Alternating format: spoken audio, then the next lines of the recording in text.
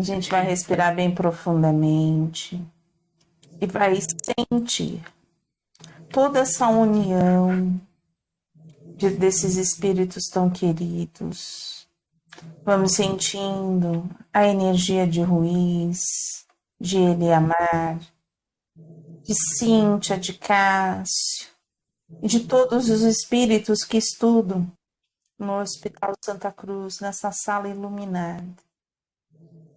Que possamos, nesse momento, abrirmos os nossos corações, expandirmos a nossa consciência, para que possamos aprendermos e assimilarmos com muito carinho, com muito amor, todas as lições da tarde de hoje. Graças a Deus, graças a Jesus. Vamos lá? Paramos naquela parágrafo que assim, quais seriam esses combinados, dona Modesta?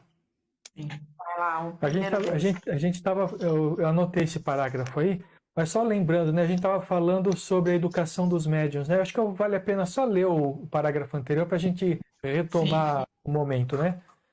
Conhecimento de mediunidade nos moldes dos programas de estudo tradicionais não educa nenhum médium a ser alguém mais simpático, amigo e aberto a críticas. Há médiuns com profundo conhecimento intelectivo do fenômeno e totalmente incapazes para orar com fé nas suas palavras ou receber uma sugestão de melhora sem se melindrar. Aí, continuando aqui. Quais seriam estes combinados, dona Modesta? O primeiro deles é que nenhum de nós é infalível, portanto, sujeito a falhas. O segundo é a assertividade, aprender a falar dos sentimentos e discuti-los em grupo. Mediunidade é feito de sensações, emoções. O terceiro é que êxitos e fracassos sejam diluídos no grupo. Ninguém responde sozinho pelo sucesso ou pelo tropeço. Desenvolver a noção de equipe. Equipes genuinamente cristãs colocam o amor acima dos papéis. É bem interessante, né? Isso daqui é muito importante para quem trabalha com mediunidade. Mas se você for olhar bem a fundo e sair um pouco do foco da mediunidade ou do trabalho dentro de uma casa espírita, isso se encaixa em qualquer lugar. Né? Primeiro, nenhum de nós é infalível. Se a gente está realizando qualquer atividade, a gente tem que saber que ninguém é infalível. Então, tanto nós quanto outros podem falhar. Depois é a assertividade. Aprender a falar dos sentimentos e discuti-los em grupos. É claro que isso não funciona muito em alguns ambientes, tá? Mas a gente precisa estar atento aos nossos sentimentos para saber se aquilo que a gente está fazendo está nos machucando ou não. Dentro desse grupo é um dos pilares que a gente puxa desde o início. Desde o início do Pingo de Luz, a gente sempre puxou esse pilar. Agora, vamos fazer um exercício, né? Como seria conversar na nossa família, com os nossos amigos, sobre essa assertividade? Né? Sobre sentimento. Falando sobre sentimento. Na hora que o bicho tá pegando fogo, tá lá. Parquinho já tocou fogo. Como que seria isso? É esse nosso grande exercício, né? É aquela coisa de respirar, contar até 20, tentar colocar a pessoa na sua frente, tentar, tá? Seria essa a minha receita. E falar do seu sentimento, mas sem acusação. Mas falando do seu sentimento. Ó, aconteceu isso. Eu não tô brigando, eu tô falando do meu sentimento. Quando a gente fala do sentir, a gente não tá questionando o outro, a gente tá falando da gente. A única coisa que eu acho disso é que a gente tem que estar aberto para escutar outro. Porque nem sempre as pessoas vão aceitar esse tipo de coisa. Isso daí. E elas podem responder de uma forma agressiva, uma forma que machuque ainda mais o teu sentimento. Então, é por isso que eu falo, tem que escolher bem, porque nem sempre você vai poder falar dos seus sentimentos. No ambiente profissional, por exemplo, Uhum. não dá para falar dos sentimentos. Não, e as pessoas que não tiverem nesse patamar, elas vão julgar, vão falar sobre isso, tá? Mas sabe o que eu estava pensando agora? Mas você pode falar dos seus sentimentos para você mesmo. Vamos pro espelho. Sabe? Porque isso ajuda você a passar por determinadas situações. Você pode escrever. Pode escrever. Você pode ir pro espelho. Não deu certo, não consigo. Pega um caderno só meu e vou falar de mim, eu conversando comigo mesmo. Sabe aquelas reuniões de família? Que passa a família reunida o dia inteiro e no final do dia as faíscas começam a soltar? Mas Sim. você não consegue falar. Mas aí você pode falar para você mesmo o que você sentiu, por que você sentiu daquela forma e tentar compreender se as barbaridades que você ouviu, né, se é que você ouviu alguma barbaridade, elas precisam te afetar ou não. Veja bem, precisam te afetar ou não. Vai afetar de alguma forma, é claro, porque a gente ainda não é... A gente não vive ainda o amor incondicional que aceita o outro do jeito que ele é. Mas a gente pode começar a aprender a fazer isso, né? Algo mais?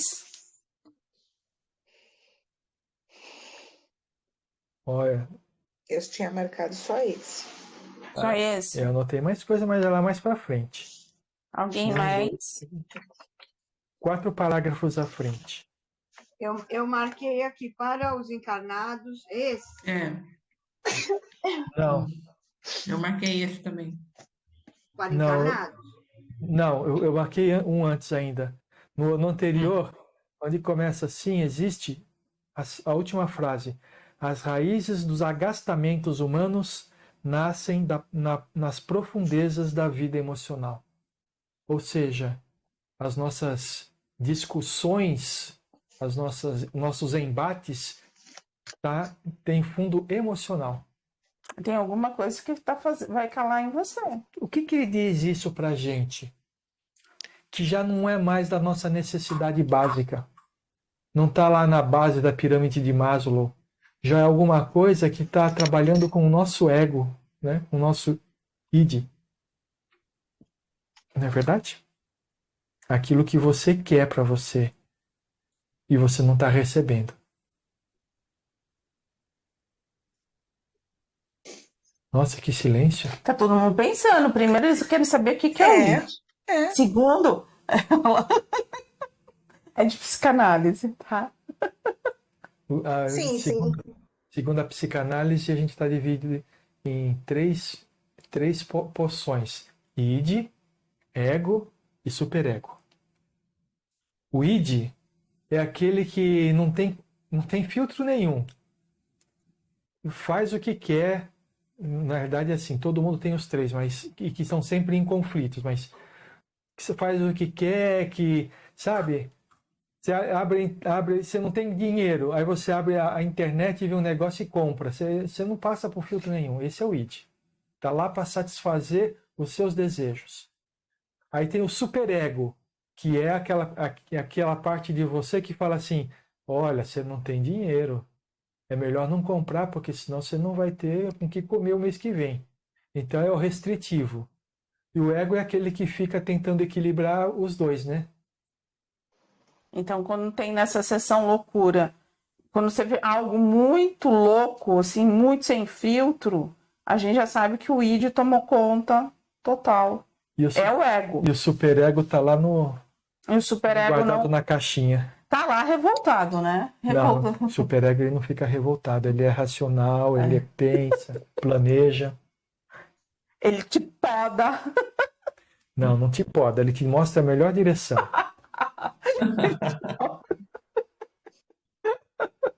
Então, você é todo na visão dele, né? Na visão dele, né? Agora a Solange soltou o id dela. O id lá em cima.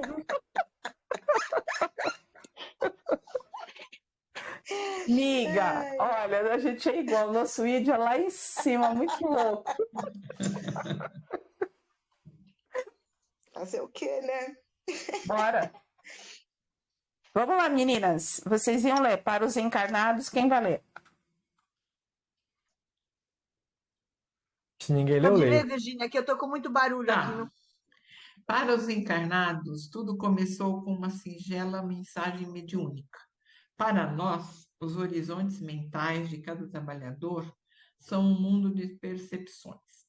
Enquanto não houver nos grupos uma investigação mais aprofundada dos relacionamentos, as chances de harmonia serão sempre escassas.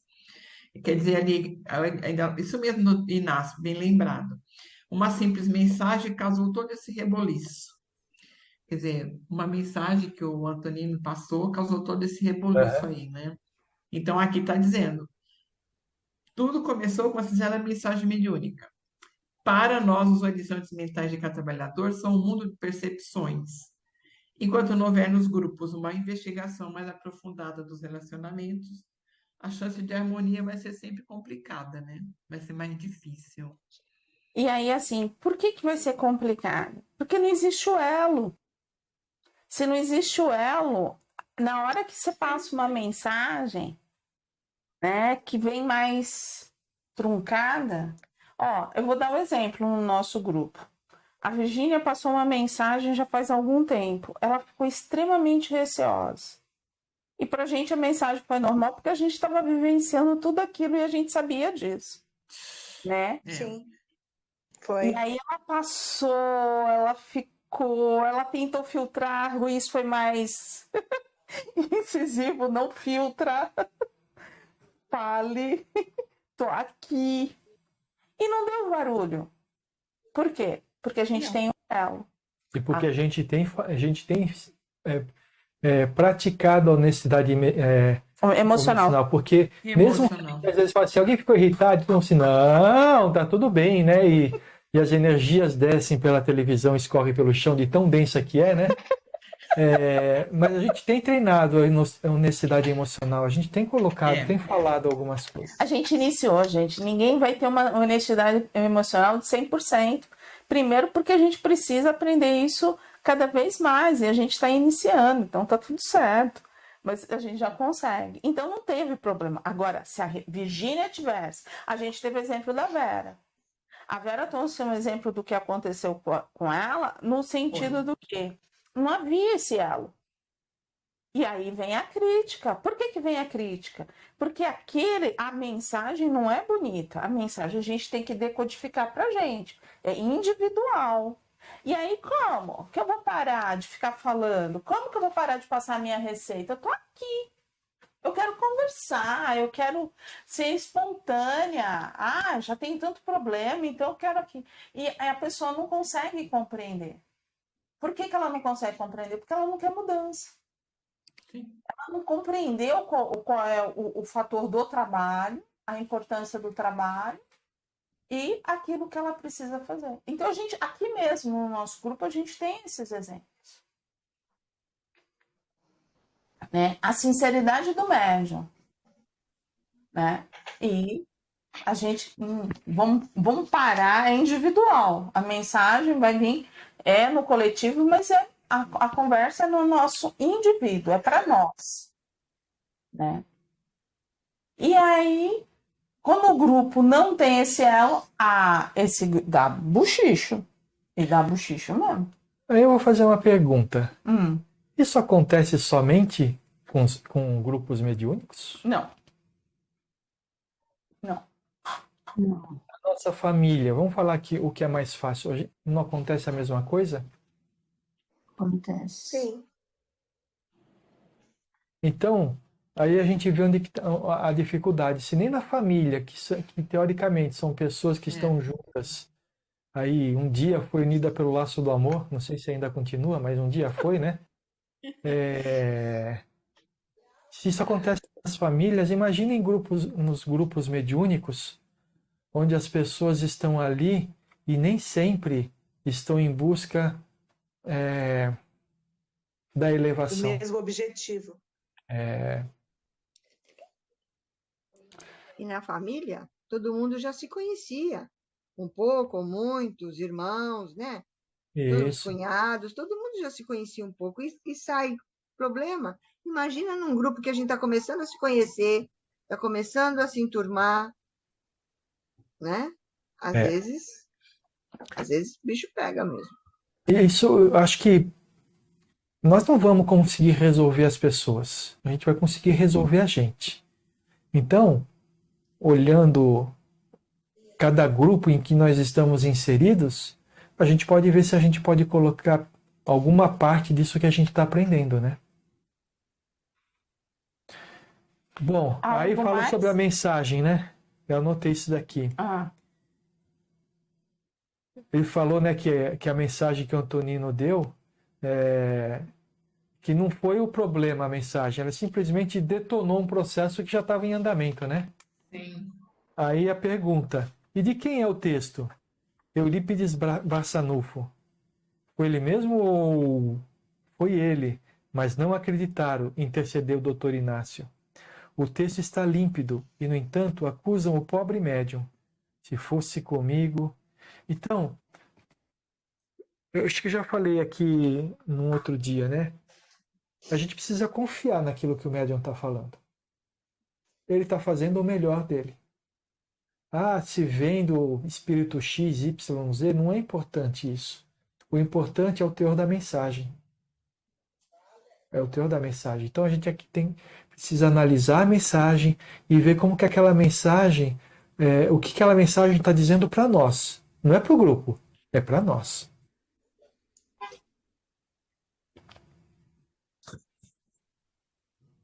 algo mais? Não, um pouquinho mais para baixo eu marquei mais uma coisinha. Você vê que eu marco tudo, né? Tem na outra página.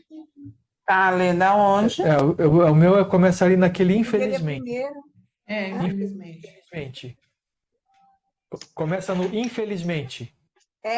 Meu também. Infelizmente, Tá bom. José Mário, Eu leio aqui. por favor. A música de fundo ela não está trazendo tanta Harmonia. elevação assim. Infelizmente, José Mário, há centros espíritas e instituições diversas que se erguem em nome do espiritismo, que estão completamente sitiados, sob domínio total das falanges aniquiladoras do idealismo cristão.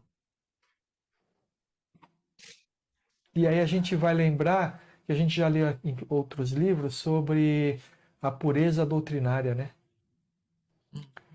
Tem pessoas que defendem mais a pureza doutrinária do que a doutrina quer dizer, né? Mas o que seria o sitiamento? Vocês conseguem compreender o que é esse sitiamento? É como se fosse uma invasão de espíritas? Uhum. De espíritos?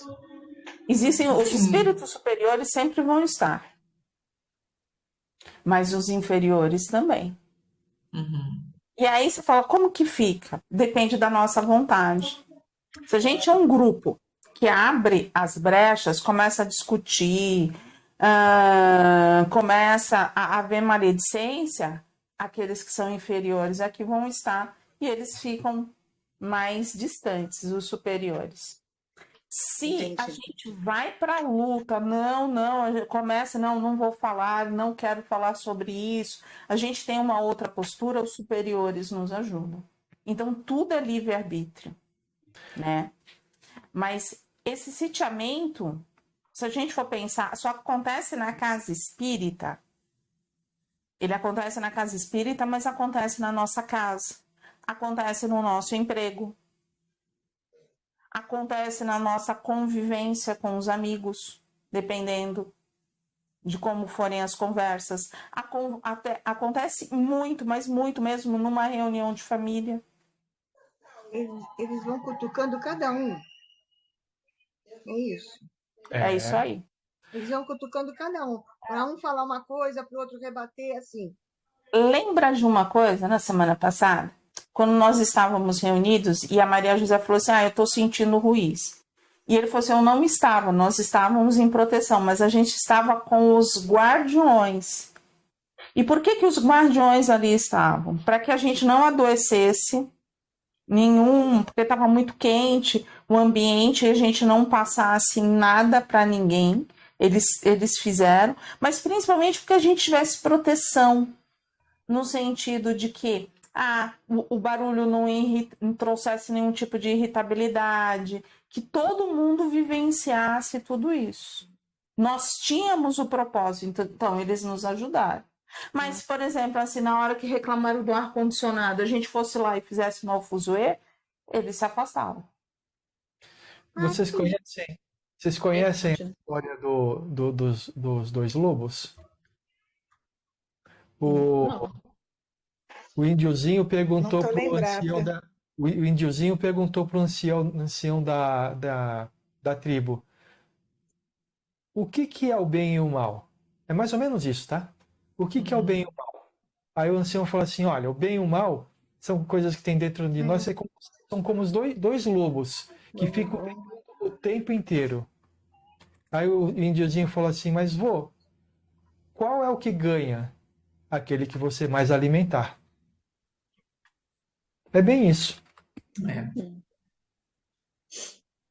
Você entendeu? Então, assim, em todos os lugares, a gente tem uma possibilidade de ter sitiamento. Claro que dentro da casa espírita é um pouco mais severo por causa do trabalho, que é um trabalho que a gente vai fazer para a coletividade. Né? E online isso acontece? Sim. E como que acontece online? Eles vão minando cada casa. Sim. Sabe aquela resposta, todo mundo aqui conversando e tal, aí entra aquela resposta torta? Ou então a pessoa fala assim: mas tá caindo a internet toda hora. Reclama pro grupo, né? Como se o grupo tivesse alguma coisa a ver com isso. Internet individual, né? Ou então você tá lá no seu trabalho de vibrações concentrada, entra alguém para conversar com você no quarto. Te pedir uma coisa que poderia Mas ser acho que o próximo parágrafo fala um pouco disso que você estava comentando. Pode ler, então. E o amparo que a senhora citou, onde fica? O amparo é um ato de amor incondicional. Que dizer, porém, do doente que recebe a medicação e não quer ingeri-la? Meu Deus, o objetivo é o de fechar as casas? Antes fosse. Os perseguidores da doutrina já concluíram que melhor que exterminar é emperrar. Manter funcionando a duras penas, adoecendo lentamente seus integrantes, fazendo chacota do espiritismo através dos vexames e das tricas. Abalar o idealismo, matando a alegria e o vício da ideia central do espiritismo cristão, que é o amor aplicado. Então aí a gente vê o que a gente está falando, né? Quanto mais um grupo mais fechado, né? E às vezes tem um elemento que é mais aberto, mas eles conseguem. Por quê? Num grupo aberto, o grupo vai ter aquela coisa de chegar e falar assim: não tô bem, tô precisando de ajuda. Aí você escuta lá no fundo assim: mas espírita não passa mal porque ele já conhece o Evangelho de Jesus. Isso daí é verdade, nesses grupos fechados. Num grupo aberto, o que você vai fazer? O que você está sentindo? Me conta.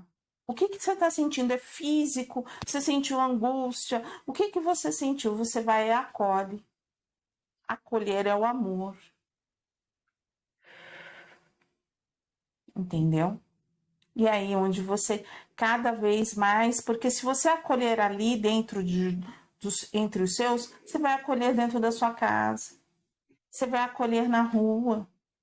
Você vai acolher onde você estiver, porque essa semente se expandiu dentro de você. Agora, quando não há essa troca, eles conseguem realmente. Porque aquele que às vezes é mais espontâneo, eu vou falar de mim. Eu sempre fui espontânea. Quem me conhece sempre. Eu sofria muito isso. Então, assim, eu era desmazelada, Outros achavam que eu queria ser melhor do que os outros. Sempre há um julgamento, mas ninguém conseguiu ver qual era a minha essência realmente. Entendeu? E aí é onde que você pega. Aí você fala assim, e o que isso significa? Num grupo, ou eu vou ser aquela que vai estar ali sempre na batalha, ou eu vou baixar minha autoestima e vou começar a acreditar naquilo que as pessoas estão falando de mim. Então, é isso que acontece nos grupos, mas também acontece na vida. Uhum. Porque na vida também são pessoas humanas. E os nossos relacionamentos, muitas vezes, caem por essa forma.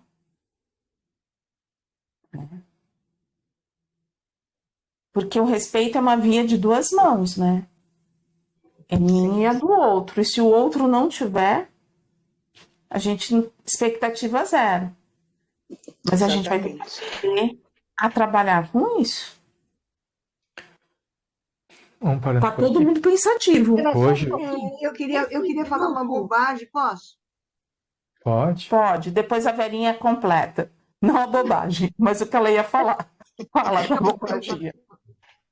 Não, eu dizer que um grupo fechado assim como a gente é mais fácil de lidar, eu acho, pelos exemplos que você estava dando. Não sei se eu estou falando, porque não vou responder por todos, lógico, mas a maioria aqui se dá bem, se conhece, já teve uma vivência, não é?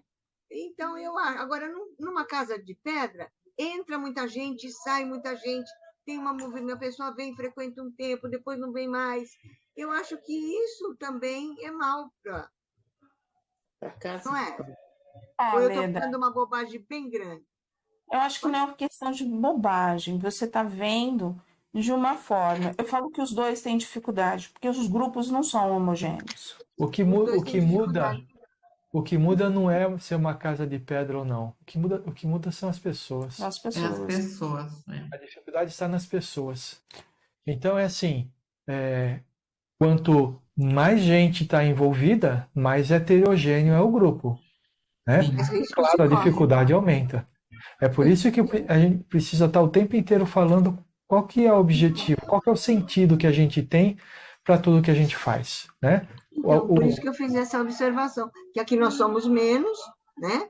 E numa casa espírita grande, muito mais gente, muito mais sentimentos, muito mais, né? Pensamentos correm lá dentro, né? Mas pode ser que eu esteja falando Eu entendi o que você falou.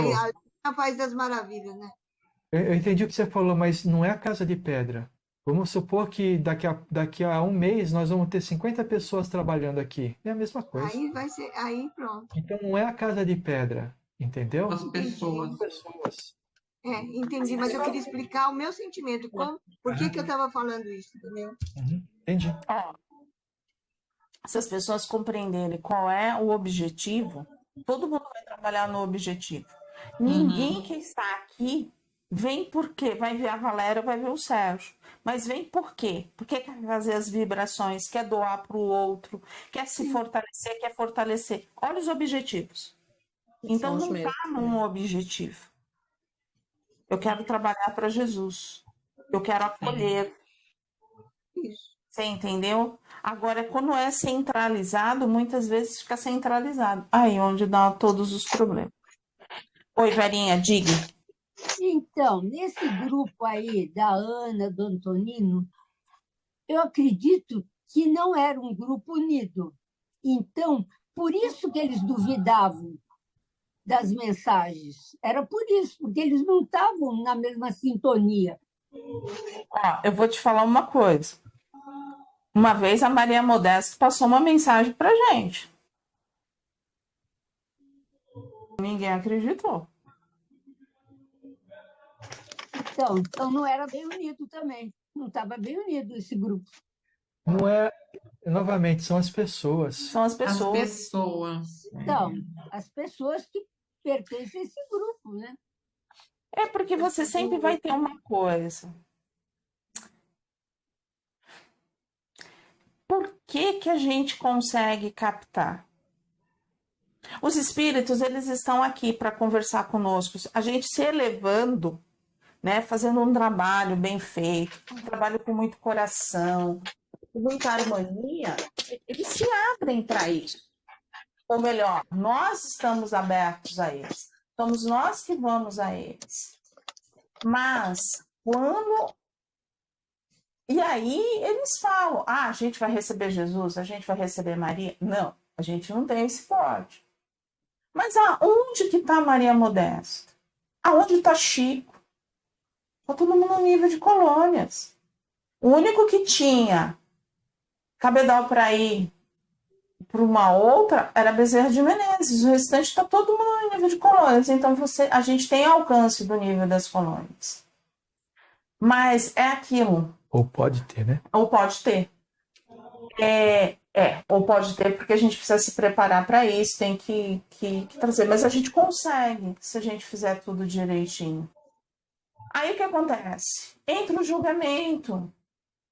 Imagina, tão pequeno.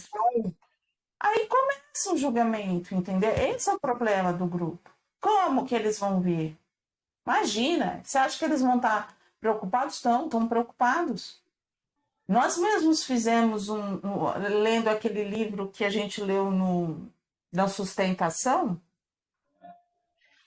que eles falavam o quê? O quanto que eles precisavam dos encarnados para poder fazer os trabalhos de resgate.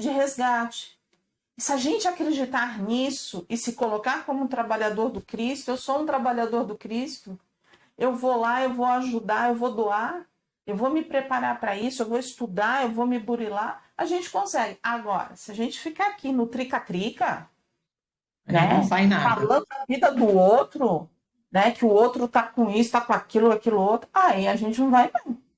Só que muitas vezes é o julgamento do outro, velho. Sabe? É o julgamento é o outro como te olha. E é aquilo que a gente fala. A gente tem muito mais preconceito, ideias pré-concebidas que a gente imagina. E isso já é uma ideia pré-concebida. Né? A gente, muitas partes do espiritismo, quando se fala assim, de um preto velho, de um caboclo, de um índio, eles só são para dar, fazer passes de harmonização, passe de limpeza, só para limpeza. Gente, um trabalho com índio, com preto velho, com caboclo, é muito bom, porque eles sabem lidar com a natureza, eles trabalham a terra, o ar, a água, os elementos do fogo, e são elementos que te ajudam. Eles fazem curas que muitas vezes o médico não vai conseguir, porque não consegue chegar na gente. Tá vendo? Mas eles são que limpam. Então, assim, são crenças que a gente vai criando, e aí você fala, vem de onde? Não sei de onde que vem, não, mas são crenças, são ideias pré-concebidas, e a gente vai acreditando nisso, sabe? Quem é o maior? Jesus falou isso no Evangelho, né? Aquele que quiser me seguir, que deixe tudo e venha e faça. Então vamos lá, quem quer, vai, faz, trabalha e consegue. Sabe, a gente vê trabalhos muito bons. Nós paramos em: o plano é atacar principalmente as vigas da edificação.